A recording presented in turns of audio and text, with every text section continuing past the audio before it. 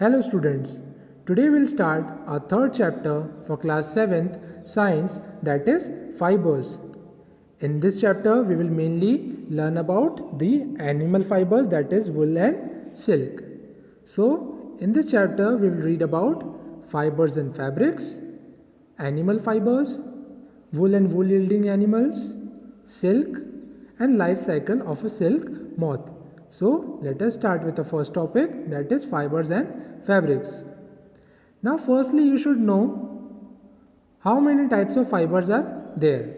So there are mainly two types of fibers. One is the natural fiber, the other one is the synthetic fiber or the man-made fiber. Clothes are made of fibers. Fibers are obtained from plants as well as animals. Now natural fibers are obtained from two main things, either from the plants like cotton and jute and from the animals like wool and silk. Synthetic fibers or the man-made fibers are made up of chemicals in the factories. The properties of fibers depend upon the source they are obtained from. Now all the fibers have different properties according to the source from which they are obtained. जहाँ से भी वो अपनों को obtain होते हैं, जहाँ से भी वो मिलते हैं, उसके according उनकी properties जो होती है वो define होती है. Three different types of fibers in the preparation of fabrics. Now जो fabric होता है, जो कपड़ा होता है, वो जो अलग अलग फाइबर्स होते हैं तो उनकी प्रॉपर्टीज़ क्या रहती है. तो first is fibres of plant origin like cotton और जूट. तो ये जो फाइबर्स होते हैं जो प्लांट से मिलते हैं they are made up of cellulose. ठीक है. Second is fibres of animal origin, जो एनिमल से ऑब्टेन्ड होते हैं like silk and wool and they are made up of protein. Third is man made fibre. Man made fibre are made from chemicals, specially the petrochemicals. Petrochemicals क्या होते हैं? जो diesel, coal, fossil fuel, petrol, इनसे जो chemicals होते हैं, इनके जो केमिकल्स होते हैं उनसे बनते हैं man made fibres like nylon, rayon, polyester, acrylic. These are the example of man made fibre और the synthetic fibre. Now will read about the wool and wool yielding animals. From which animals we get the wool? So mainly we get the wool from sheep. Sheep have two types of hair that form the fleece. Fleece mean the hair, the fur. ठीक है ना, फर को ही fleece बोलते हैं. तो जो sheep होती है it has two types of hair जो उनकी बॉडी के ऊपर प्रेजेंट होते हैं. द आउटर कोर्स हेयर जो बॉडी के ऊपर प्रेजेंट होते हैं, thick fur, this is known as the kemp, KEMP. And some of the hairs are also soft hairs are present under the body as well. तो वो भी obtain करते हैं शीप से. From goat wool is obtain from undercoat of goats. Kashmiri goats yield pashmina wool. Angora wool is obtained from Angora goat. Now you can see in the picture. From goat also the wool is obtained from different types of goat. Examples are given. Kashmiri goats gives us pashmina wool and Angora wool is obtained from Angora goat. Now next is Angora rabbit. From Angora rabbit also the wool is obtained. Angora wool is obtained from soft white fur of Angora rabbit. Apart from these animals, we also get the wool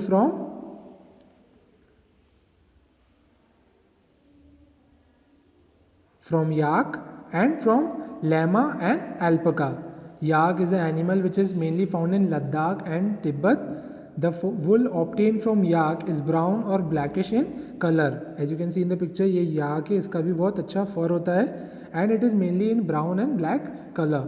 So it doesn't matter, वो बाद में जब dyeing की process होती है उसमें color हो जाता है. From llama and alpaca. Llama and alpaca are a family of camel. Camel की एक breed है जिससे अपनों को wool obtain होता है and they are mainly found in South America. So these are the animal जिससे अपनों को वुल मिलता है. Now will learn the process how this wool fibre is converted into wool fabric. Okay, so first is rearing and breeding. Sheeps are reared in many parts of our country. They fed on grass and leaves but also given a mixture of corn, pulses, jowar and oil cake. Sheep fed on protein-rich food develop good growth of fine, curly and shiny hair. When sheep develop a thick growth of hair, they are shaved to obtain fleece. Now these sheep or the wool-yielding animals, they are reared, इनकी breeding होती है, rearing होती है.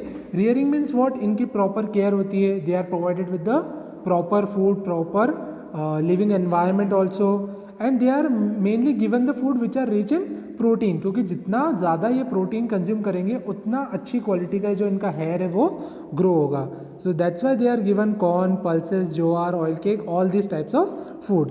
And जब उनकी body पे अच्छे से जो वुल है वो ग्रो हो जाता है, after that there body is shaved off and all the wool or the fiber is obtained. After obtaining sheep hair, the further process of turning them into wool fibers to woolen fabrics involves the following steps. अब एक बार जब उनके अपनों ने hair obtain कर लिए, उसके बाद देर आर मैनी प्रोसेस जिससे जो वुलन का फैब्रिक है वो बनता है और उससे अलग अलग लाइक स्वेटर्स, शॉल्स एंड वो प्रिपेयर होते हैं. तो now will study the whole process.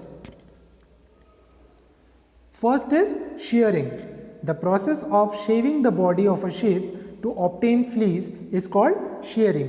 पहली स्टेप है शेयरिंग. शेयरिंग में क्या होता है, जो वुल है या जो भी एनिमल है जिससे अपन उसका हेयर ले रहे हैं, तो उनकी बॉडी को शेव किया जाता है. As you can see in the picture, the hairs are removed from the body. This is known as shearing. And after shearing is done, जो एनिमल होता है उन पर एंटीसेप्टिक सॉल्यूशन लगाया जाता है ताकि कोई भी स्किन इन्फेक्शन ना हो.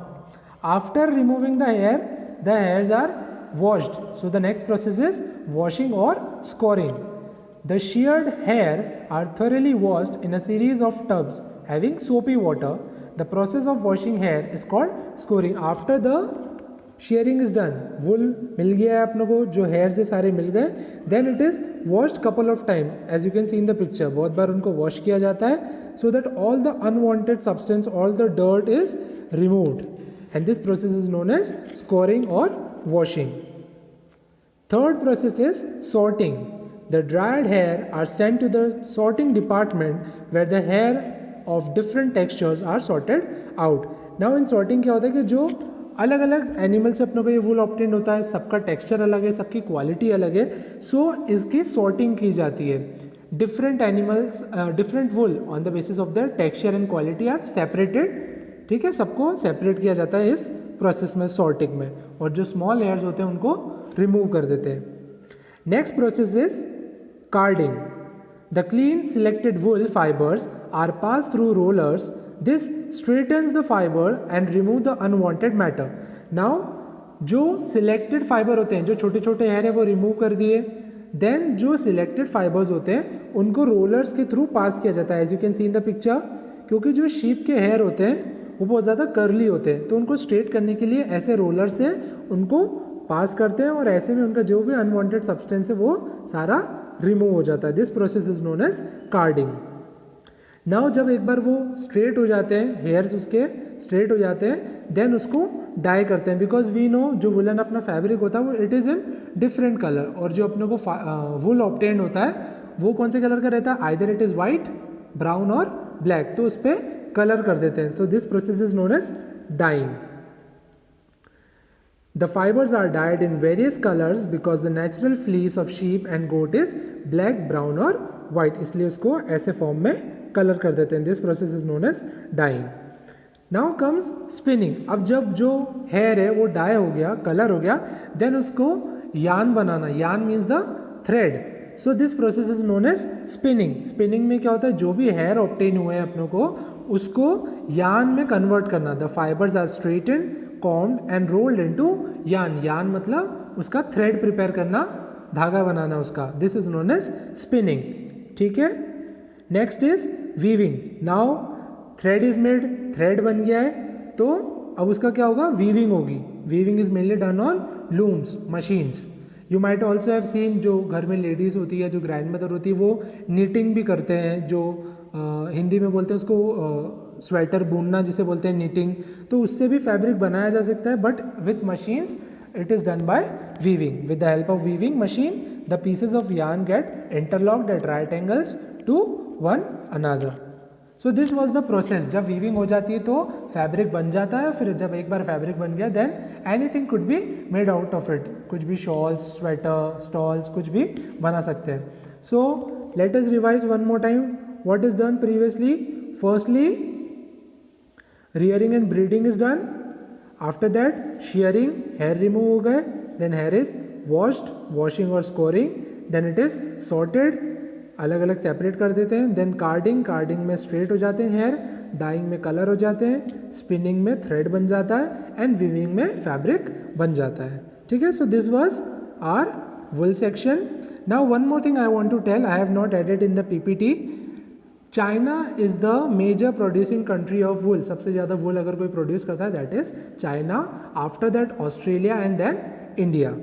And there are some disease also, I have already told you in Zoom class.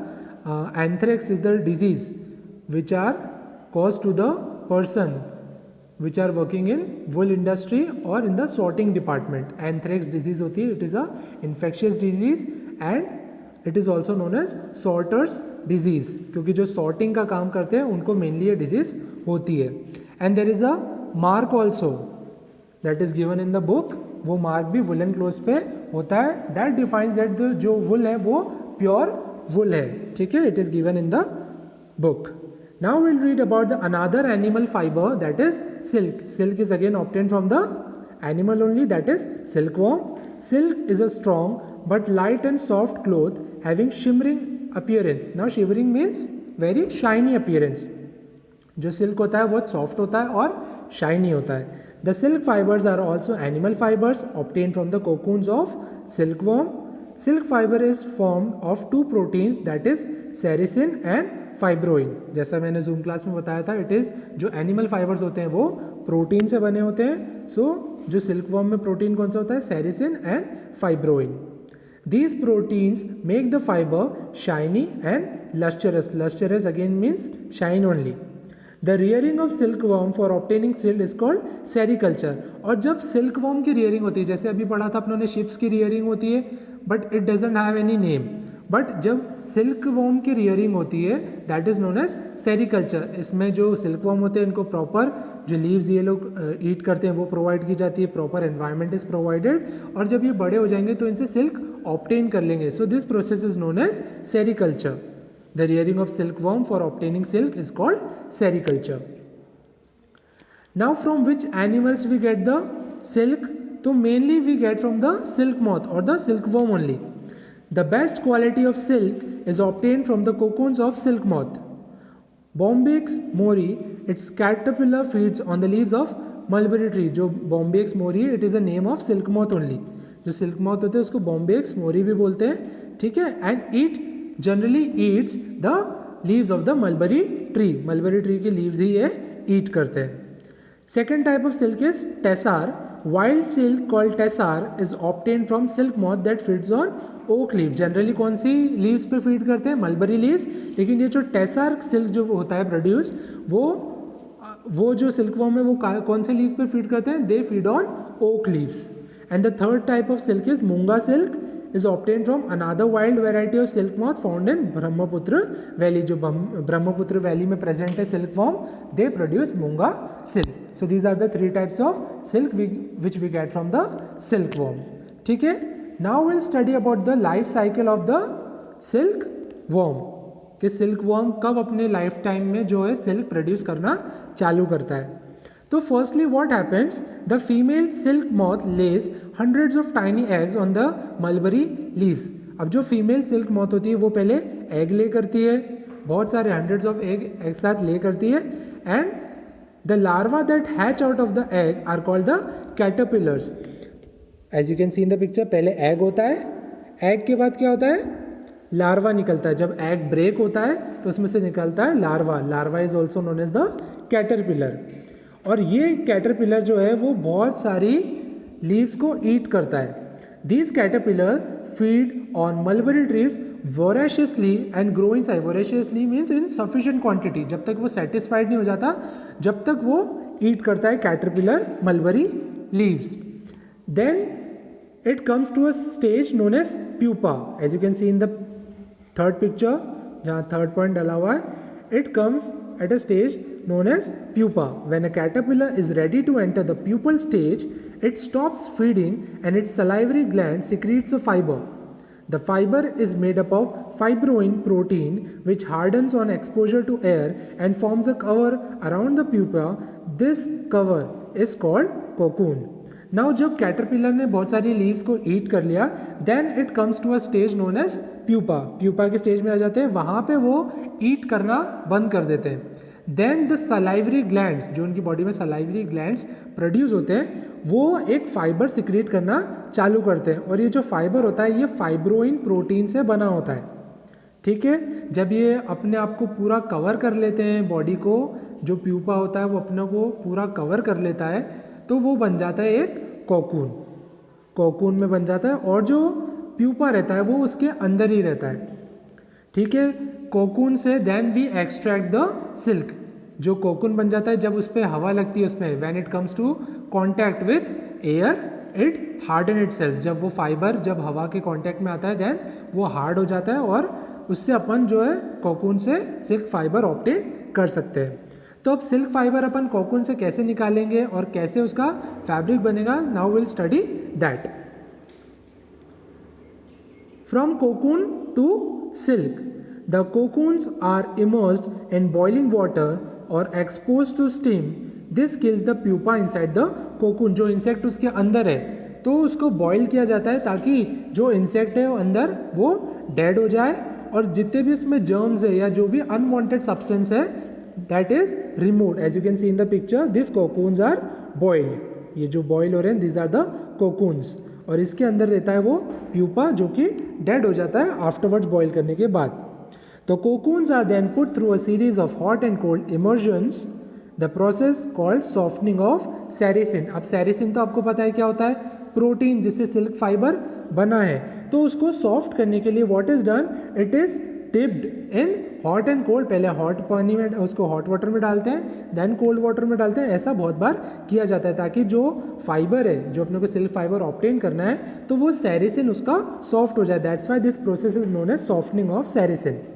The next step is the process of unwinding silk filaments from the cocoon. This is called reeling the filament. As you can see in the picture, जो cocoon से उससे thread निकाला जा रहा है, उसको unwind किया जा रहा है. ठीक है, सो द नेक्स्ट स्टेप इसमें क्या होता है, जितना भी सिल्क फाइबर उसने अपने अक्रॉस उसको रैप किया है, ठीक है, उसको अनवाइंड किया जाता है या निकाला जाता है. This is known as reeling the filament.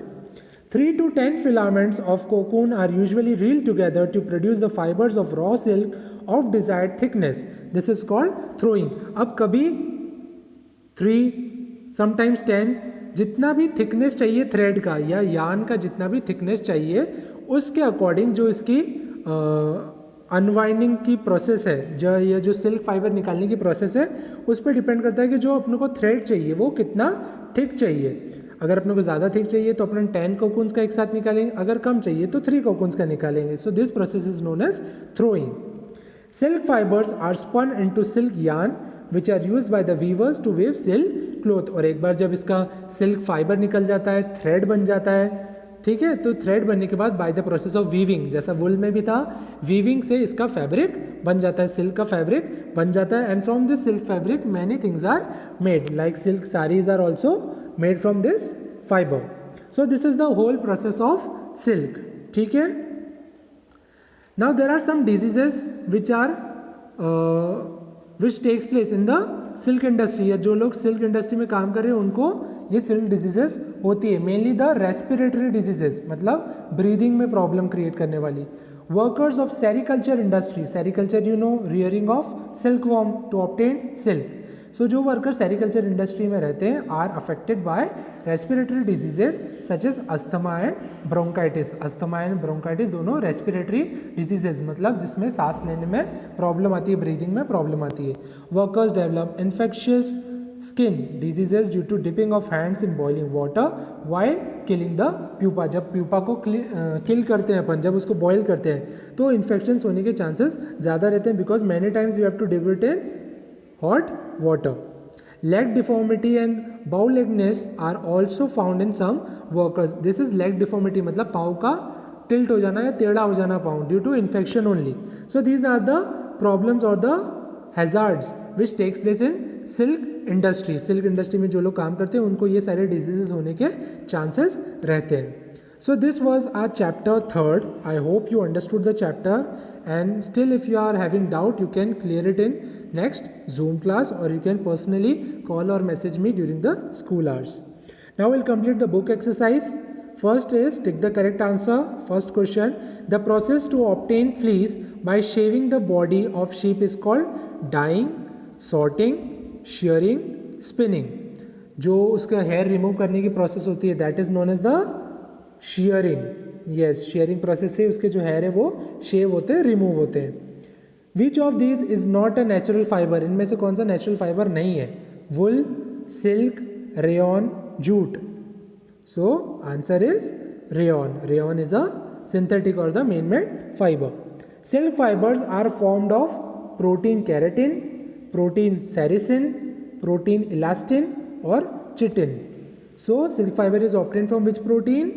Protein sericin. Next is wool fiber is straightened by the method of carding, rilling, scoring or spinning. So the answer is carding. Carding process से वो जो fibres है वो straight होते हैं. Fibre that burn with the smell of burning hair. Burning hair की smell कौन से फाइबर से आती है? Polyester, wool, cotton, acrylic. So it comes from wool only. जब वुल को जलाते हैं तो बर्निंग हेयर उसकी स्मेल आती है.